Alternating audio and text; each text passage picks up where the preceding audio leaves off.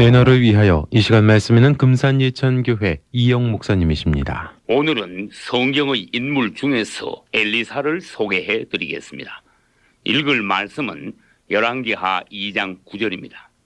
엘리야가 엘리사에게 이르되 나를 내게서 취하시기 전에 내가 내게 어떻게 할 것을 구하라.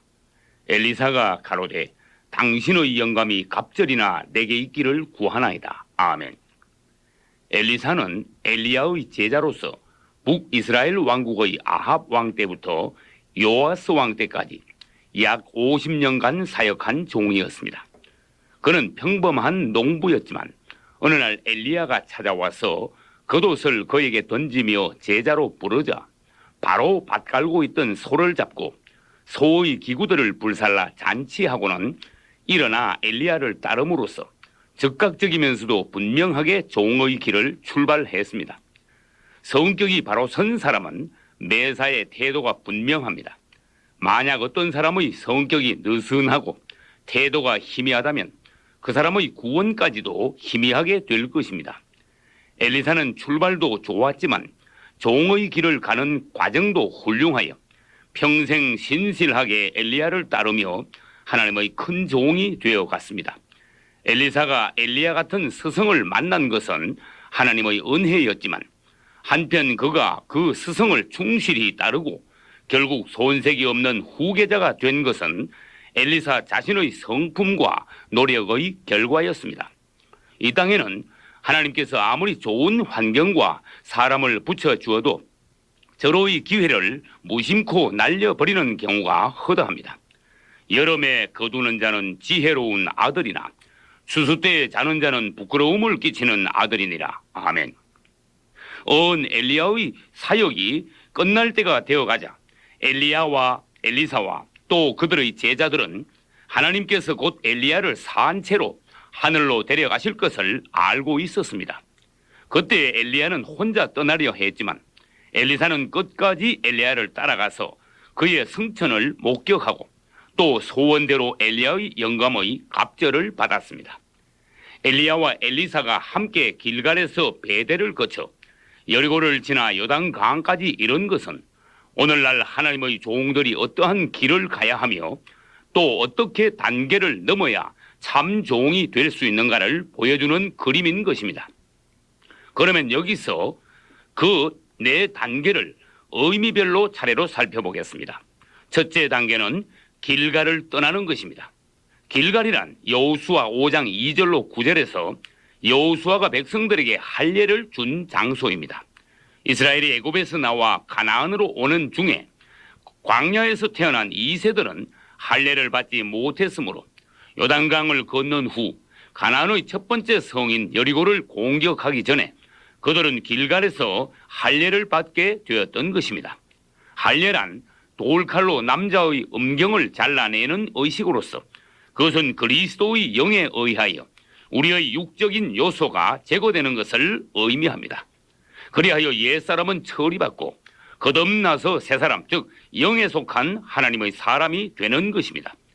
이스라엘은 과연 할례를 받음으로써 첫째 애굽의 체질을 벗고 둘째 광야에서의 낡음을 씻어버리고 셋째 옛사람의 정욕을 잘라냄으로써 하나님 보시기에 새사람이 되었습니다. 그리하여 할례받은 이스라엘에게 하나님께서는 여호수아 5장 9절에서 다음과 같이 축복하셨습니다. 내가 오늘날 애굽의 수치를 너희에게서 굴러가게 하였다. 아멘. 길갈은 굴러간다는 뜻입니다. 우리도 오늘날 세상에서 나와 그리스도를 믿고 할례를 의미하는 세례나 침례를 받을 때 세상이 당할 수치와 심판이 우리에게서 굴러 떠나가게 되는 것입니다. 둘째 단계는 베델로 올라가는 것입니다. 베델이란 하나님의 집, 즉 성전을 말합니다. 그곳은 창세기 12장에서 갈대아를 떠나 가나안에 들어온 아브라함이 하나님께 제단을 쌓은 곳이며 또 창세기 28장에서는 야곱이 처음으로 하나님을 만나 서원한 곳이며 그리고 또 창세기 35장에서 야곱이 그 서원을 지키기 위해 올라간 곳이었습니다. 한편 베델로 올라간다는 것은 낮은 곳에 있던 우리가 털고 일어나 하나님께 가까이 간다는 것을 의미하기도 합니다. 야곱은 집을 떠나 베델에서 하나님을 만나 서원했지만 20년 후에 고향으로 돌아왔을 때는 그 서원을 잊어버리고 숫곳과 세겜에서 살다가 끔찍한 불행을 당하게 되었던 것입니다. 그때 하나님께서는 야곱에게 나타나셔서 베델로 올라가 하나님께 단을 쌓으라고 하시자 야곱은 크게 깨닫고 즉시 순종하여 모든 가족에게 이방 신상을 버리고 옷을 갈아입으라고 명한 후에 가족을 데리고 베델로 올라가 성숙한 야곱이 되었습니다.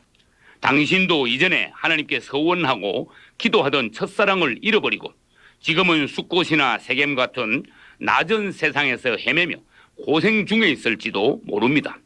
그렇다면 당신도 이제 주님의 부르심을 듣고 일어나 베델로 올라가야 합니다.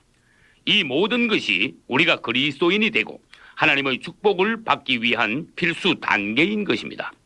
셋째 단계는 여리고를 통과해야 하는 것입니다. 여리고는 가나안 땅을 차지하려는 이스라엘의 앞을 가로막고 있는 난공불락의 성이었으며 원수들의 튼튼한 요새였습니다.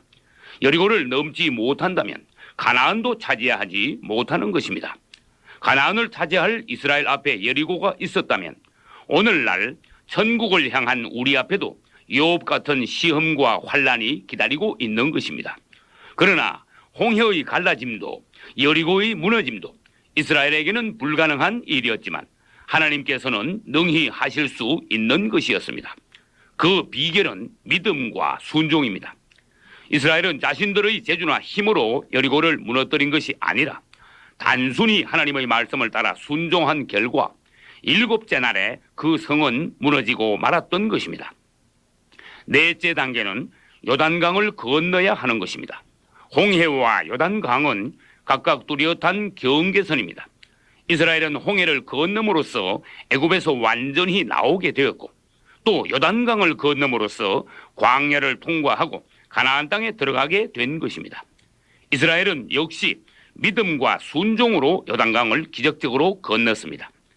요단을 건넌 것은 한편으로는 사망을 이긴 것이며 또 한편으로는 새로워진 것입니다.